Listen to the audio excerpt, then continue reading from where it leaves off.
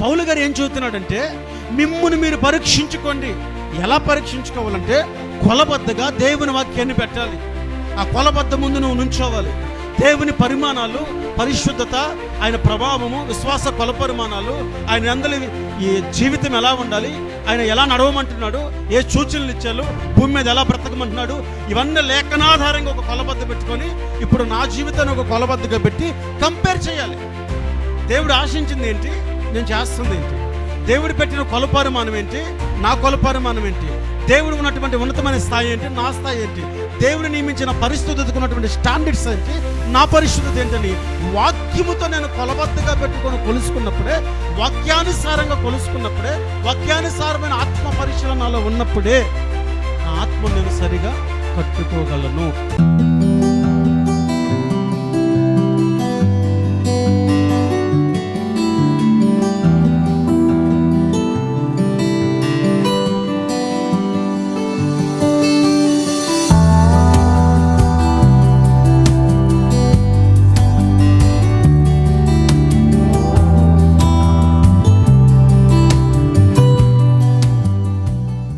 Praise the Lord. Hallelujah. దేవుని పరిశుద్ధ నామానికి మహిమ కలుగునుగాక. కూడి వచ్చిన మీ అందరికీ నా హృదయపూర్వక వందనాలు. దేవుడు మిమ్మల్ని దీవించునుగాక. ఈ పూట కొన్ని మాటలు మనం ధ్యానం చేద్దాం. ఉపవాసం ఎందుకు? పశ్చాత్తాపంలో ఉన్న శక్తి, హృదయశుద్ధి, క్షమాపణ. దేవునికి స్తోత్రం. 5 ఈరోజు సెల్ఫ్ ఎగ్జామినేషన్ అంటే ఆత్మ పరిశీలన.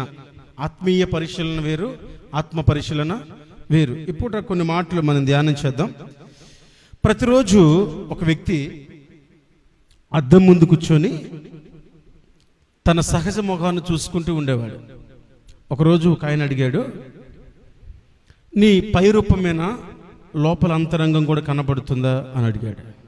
అప్పుడు ఈయన అన్నాడు, పై రూపమే కాబట్టి నా పై ముఖాన్ని సరి చేసుకుంటున్నాను, పై రూపమే కాబట్టి నా డ్రెస్ని సరి చేసుకుంటున్నా, నా అంతరంగంలో ఏముందో నాకు కనపడటం లేదు అన్నాడు. కొరింథీ రాసిన పత్రికలో పౌలు గారు ఒక మాట అంటారు. 2 కొరింథీ 13వ అధ్యాయము 5వ వాక్యం చదవండి. 2 కొరింథీ 13:5. మీరు విశ్వాసము గలవారై ఉన్నారో లేదో మిమ్మును మీరే శోధించుకొని చూచుకొనుడి, మిమ్మును మీరే పరీక్షించుకొనుడి. మీరు భ్రష్టులు కాని ఎడల యేసుక్రీస్తు మీలో ఉన్నాడని మిమ్మును గురించి మీరే ఎరుగరా. చిన్న ప్రార్థన చేసుకుందాం. ప్రేమమయ్యా, మీకు స్తోత్రమయ్యా. ఈ పూట మీరు మాతో మాట్లాడండి. మీరు మాట్లాడుతున్న ప్రతి మాట మా జీవితాల్లో ప్రభా బలమైన కార్యం చేయటకు నీ కృపణ దయచేయండి.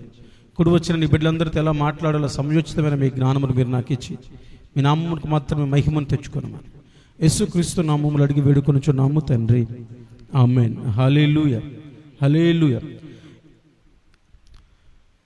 ఫేస్ని అద్దం పై రూపాన్ని చూపిస్తుంది.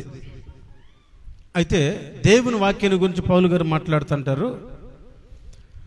వాక్యము అద్దము లాంటిది. అది సహజ మోహాన్ని చూపించదు, అంతరంగాన్ని చూపిస్తుంది. అది ఆత్మీయ స్థితిని చూపిస్తుంది.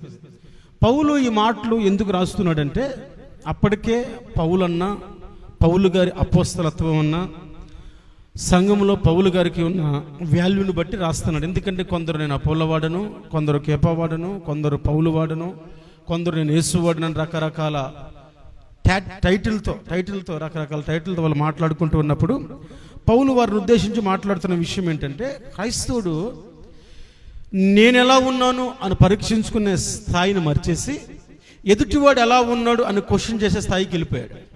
క్రైస్తవులు నా స్థితి ఎలా ఉంది అని నన్ను నేను పరీక్షించుకోవడం మానేసి ఎదుటివాడు ఎలా ఉన్నాడు అని ప్రశ్నించే స్థాయికి వెళ్ళిపోయాం. అప్పుడు వాళ్ళకి రాస్తూ అంటున్నాడు, మిమ్ముని మీరు పరీక్షించుకోండి. ఎవరిని? మిమ్ముని మీరు. యేసుప్రభువు వారు కూడా సందర్భంలో మాట్లాడుతూ ఆయన ఏం చెబుతాడంటే, నీ కంటిలో ఉన్న దూలాన్ని ఫస్ట్ తీసాయి, అప్పుడు ఎదుటివాడి కంట్లో నలుసు తేటగా కనపడుద్ది అంటాడు. మనం నలుసు ఎదుగుతున్నాం, దూలాన్ని మర్చిపోతున్నాం. పౌలు గారు కూడా ఏమంటున్నారంటే, నేను క్రైస్తవుడు అని చెప్పుకుంటే సరిపోదు, నీ విశ్వాస జీవితం ఎలా ఉంది, క్రీస్తుతో నీ బాంధవ్యం ఎలా ఉంది, నీ ఆత్మీయ పరిశీలన ఏంటి, నీ విశ్వాసము ఎలాంటి పరీక్షలో నెగ్గుతుంది? క్రీస్తు నీలో నివసిస్తున్నాడా? నువ్వు క్రీస్తులో నివసిస్తున్నావా? నిన్ను క్వశ్చన్ చేయడం కాదు, నువ్వు ఒకరిని క్వశ్చన్ చేయడం కాదు, నిన్ను నువ్వు పరీక్షించుకో అన్నాడు. ఆత్మ పరిశీలన చేసుకో అని చెబుతున్నాడు. ఈ రాత్రి పరిశుద్ధాత్మ దేవుడికి మనం హెచ్చరిస్తున్నాడు. ఆత్మ పరిశీలన మనకి చాలా ప్రాముఖ్యం. హల్లెలూయా. ఏం ప్రాముఖ్యం? ఆత్మ పరిశీలన మనకి చాలా ప్రాముఖ్యం. ఎలా పరిశీలన చేసుకోవాలంటే 139వ కీర్తన 23, 24 చరణాలు చదవండి. కీర్తన 139, 23, 24. దేవా, నన్ను పరిశోధించి నా హృదయమును తెలుసుకొనుము, నన్ను పరీక్షించి నా ఆలోచన తెలుసుకొనుము. నీకు ఆయాసకరమైన మార్గము నా యందు ఉన్నదేమో చూడుము, నిత్య మార్గమును నన్ను నడిపింపుము. ఆత్మ పరిశీలన ఎలా చేసుకోవాలంటే, ఆత్మ పరిశీలన తనకు తాను ఎవడు చేసుకోలేడు. ఒక కొలబద్ద నేను పెట్టి ఆ కొలబద్దతో నా కొలత కొలుసుకుంటే నేను నాకు సూపర్గానే కనబడతా. ఒక ఇంటికి వెళ్ళాను నేను, చాలా కాలం కిందట మీకు చెప్పుంటాను. కొడుక్కి వాళ్ళ నాన్న ఓ పలకిచ్చి ఓ బలపం ఇచ్చి వాడిని లెక్కలేసుకొని వాడినే రాయమని చెప్పాడు. వాడినే రాయమని చెప్పాడు. ఇంచుమించు 6-7 గంటల టైంలో సాయంత్రం పూట నేను అటుగా వెళ్తే ఆయన నన్ను పిలిచి, అరే వెళ్ళరా, మా ఊడు బాగా చేస్తున్నాడేమో చూడు నన్ను అన్నాడు. మన మీద టాపర్ అయినట్టు నన్ను చూడమన్నాడు. సరే అని వెళ్ళి అటు పలక తీసుకున్నాను. ఇప్పుడు నేనే మాస్టర్, నేనే స్టూడెంట్ అనుకో, నేను చేసే పని ఏంటి? నాకు రాను లెక్క రాస్తానా? రాయను. ఇప్పుడు వాడికి వచ్చిన లెక్కలు రాసుకుంటున్నాడు, చేసేస్తున్నాడు. ఇదిగో కరెక్ట్ ఆన్సర్ అంటున్నాడు. టిక్కులు కొట్టుకోమంటున్నాడు. అలా టిక్కులు కొట్టేసుకుంటున్నాడు. టిక్కులు కొట్టేసుకుంటున్నాడు. పలక నాకు ఇచ్చి అన్నాడు, బాగా రాస్తున్నాడు మా ఊడు అన్నాడు. సూపర్గా రాస్తున్నాడు, అన్ని కరెక్ట్గా రాశాడు. సమస్య ఏంటంటే, వీడికి వచ్చో లేదో తెలియాలంటే ఎవరు రాసించాలి? హోంవర్క్ ఎవరు ఇస్తారు? స్కూల్లో టీచర్ ఇస్తారు హోంవర్క్. మీ హోంవర్క్ మీరు చేసుకోండి అంటే అందరు బాగానే చేస్తారు. హోంవర్క్ ఎవరు ఇస్తారు? టీచర్స్ ఇస్తారు. వీడికి వీడే ఒక కొలబద్ద పెట్టుకొని, వీడికి వీడే ఒక లెక్క రాసుకొని, వీడికి వీడే ఒక తీసివేత వేసుకొని, వీడికి వీడే ఒక భాగాహారం వేసుకొని, వీడికి వచ్చిన చేసేసి ఇదే రైట్ ఆన్సర్ అని చెబుతున్నాడు. దావీదు అంటున్నాడు, నాకు నేను ఒక కొలబద్ద పెట్టుకుంటే నేను కరెక్ట్గానే కనబడతాను. నాకు నేను కొలపారిమానం పెట్టుకుంటే కరెక్ట్గానే కనబడతాను. నా మంచిని నేను చూసుకుంటే నాకు అంత మంచిగానే కనబడుతుంది. ఏం చేయాలి ఇప్పుడు నేనంటే, నువ్వు పరీక్షించు అన్నాడు. ఎవరిని? దేవుని. నువ్వు పరీక్షించు, నువ్వు పరిశీలించు, ఆయాసకరమైనది ఏమైందో చూడు, అది చూసి నిత్యమైన మార్గంలో నన్ను నడిపడానికి నన్ను సరిచేయమన్నాడు. మనం పరీక్షించుకోవాలి అంటే మనము కొలబద్దని దేవునికి తీసుకోవాలి. లేకపోతే కొలబద్దగా మనకి వాక్యాన్ని కొలబద్దగా తీసుకోవాలి. వాక్యాన్ని కొలబద్దగా పెట్టుకొని, వాక్యం ముందు నా జీవితాన్ని పెట్టుకొని, నా స్థాయి ఎలా ఉందో నేను సరిచూసుకోవాలి. ఒకవైపు నా జీవితాన్ని పెట్టుకొని, మరొక వైపు నా జీవితాన్ని పెట్టుకొని, నా స్థాయి చూసుకుంటే ఎప్పుడు టాప్ లెవెల్లోనే ఉంటాను నేను. నా భావన అర్థమవుతుందా? నాకెప్పుడు నేను పరీక్షించుకోవడానికి నా ఆత్మ పరిశీలనకి కొలబద్ద ఏంటంటే దేవుని వాక్యం. పౌలు గారు ఏం చెబుతున్నాడంటే, మిమ్మును మీరు పరీక్షించుకోండి. ఎలా పరీక్షించుకోవాలంటే కొలబద్దగా దేవుని వాక్యాన్ని పెట్టాలి. ఆ కొలబద్ద ముందు నువ్వు నుంచోవాలి. దేవుని పరిమాణాలు, పరిశుద్ధత, ఆయన ప్రభావము, విశ్వాస కొలపరిమాణాలు, ఆయన అందరి ఈ జీవితం ఎలా ఉండాలి, ఆయన ఎలా నడవమంటున్నాడు, ఏ సూచనలు ఇచ్చారు, భూమి మీద ఎలా బ్రతకమంటున్నాడు, ఇవన్నీ లేఖనాధారంగా ఒక కొలబద్ద పెట్టుకొని ఇప్పుడు నా జీవితాన్ని ఒక కొలబద్దగా పెట్టి కంపేర్ చేయాలి.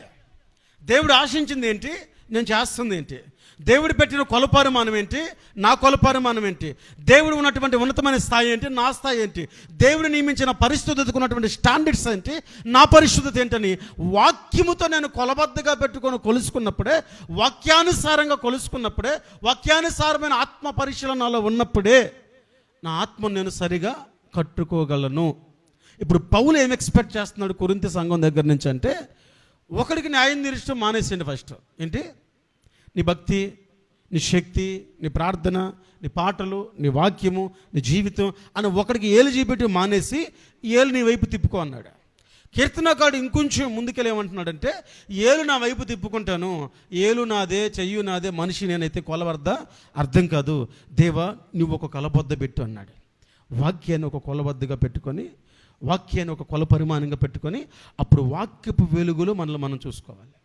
యేసుప్రభు ఒక గ్రంథపు చుట్ట తీసినప్పుడు ఆయన ఏం చెప్పాడంటే, లేఖనములో నా గురించి ఏం చెప్పబడిందో అది చేయడానికి వచ్చాను అన్నాడు. ఒక కొలబద్ద నా గురించి ఏం చెప్పబడిందో నేను అదే చేస్తున్నానని చెప్పాడు. ఆ స్థాయికి మనం రావాలి అనేది దేవుని కోరిక. ఆ స్థాయికి వెళ్ళటానికి ఆత్మ పరిశీలన అవసరం. ఆత్మీయ పరిశీలన వేరు, ఆత్మ పరిశీలన వేరు. అది ఇంకా హై స్టాండర్డ్. సెల్ఫ్ ఎగ్జామినేషన్, నేను ఎలా ఉన్నానని నన్ను క్వశ్చన్ చేసుకోవటం. పరిశీలన చేసుకున్నప్పుడు వాక్యాన్ని కొలబద్దగా పెట్టుకోవాలి. ఎందుకు వాక్యాన్ని కొలబద్దగా పెట్టుకోవాలంటే మనలో దాగి ఉన్న పాపాలను వాక్యం మాత్రమే చూపిస్తుంది. నా భాష అర్థమవుతుందా? నాలో దాగి ఉన్న పాపము నా హృదయం ఏం చేస్తానంటే చాలా సందర్భాల్లో వాత వేయబడిన మనసాక్షి అయిపోద్ది. నా హృదయం ఎప్పుడు వాత వేయబడిన మనసాక్షి అయిపోద్దో, నా హృదయం ఎప్పుడు నువ్వంత కరెక్ట్ సూపర్ అంటదో, అది నా పతనానికే కానీ మరొకదానికి కారణము కాదు. వాక్యము కొలబద్ద ఎందుకంటే దాగి ఉన్న పాపాలు అది చూపిస్తుంది. బైబిల్లో నుంచి లోకాసువార్త 8వ అధ్యాయము 17వ వాక్యం చదవండి. తేటపరచబడిన రహస్యం ఏదియూ లేదు, తెలియజేయబడకయు బయలుపరచబడకయు నుండి మరుగైనది ఏదియూ లేదు. తేటపరచబడినవి ఏమి లేవు, కాకపోతే అది ఎప్పుడు తేటపరచబడుద్ది? ఈ మధ్య హోటల్స్లో మీరు కూర్చోగానే కారపొడేసి నెయ్యి ఎలా ఎలా ఎలా ఎలా చల్లేస్తాడు. ఇంకొంచెమై తినేస్తాం. అది డాల్డా. అదేంటి డాల్డా. ఈ మధ్య ఒక పాస్టర్ గారు, 2 పాస్టర్ల గారు హోటల్కి వెళ్ళి కూర్చుంటే నెయ్యి గబగబ వేస్తుందంట ఆవిడ. ఒక ఆయన అంటే నాకు వద్దమ్మా అన్నాడంట. ఏమయ్యా అంటే అది డాల్డా కదమ్మా అన్నాడంట. భలే గుర్తుపెట్టేవే అన్నది ఆవిడ. పక్కన నెయ్యి తింటున్న వాళ్ళందరూ కంగు తిన్నారు. పక్కన నెయ్యి తింటున్న వాళ్ళందరూ ఆయనకి ఎలా తెలుసు అంటే ఆయనకి పాడుంది. నెయ్యి అంటే రుచి ఆయనకి తెలుసు, నెయ్యి ఎలా ఉంటుంది ఆయనకి తెలుసు.